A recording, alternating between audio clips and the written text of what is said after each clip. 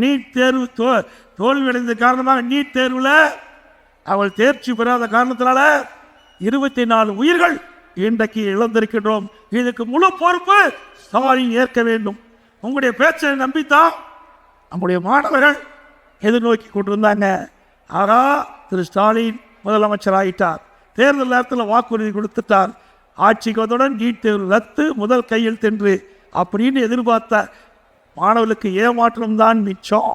24 உயிர்கள் இழந்ததற்கு காரணம் இன்றைய முதலமைச்சர் ஸ்டாலின் அவர்கள். அது மட்டும் இல்லை, ஒரு கூட்டத்தில் பேசுகிறார் உதயநிதி ஸ்டாலின், நீட் தேர்வு ரத்து செய்வதற்கு ரகசியம் இருக்குன்னு சொன்னார். இப்போ துணை முதலமைச்சர் ஆயிட்டார், இன்னும் ரகசியம் வெளியிடவே இல்லை. எப்படி மக்களை ஏமாற்றுறாங்க பாருங்க, அப்பனும் மகனும். ஏமாந்துடாதீங்க. அது மட்டும் இல்லை, அண்மையில் நடந்த சட்டமன்ற நிகழ்ச்சியில் ஸ்டாலின் எழுந்து பேசுகிறார். நீட் தேர்வு என்ன ஆச்சுன்னு நான் கேட்ட கேள்விக்கு, இனி எங்களால் ஒன்றும் செய்ய முடியாது, உச்ச நீதிமன்றத்தில் தீர்ப்பு வந்த காரணத்தினால எங்களால் நீட் தேர்வில் ரத்து செய்ய இயலாது என்று சொன்ன முதலமைச்சர் இன்றைய முதலமைச்சர் ஸ்டாலின். அப்படின்னா எதுக்கு பொய் பேசுறீங்க? எதுக்கு பொய்யான வாக்குறுதி நாட்டு மக்களுக்கு கொடுத்தீங்க?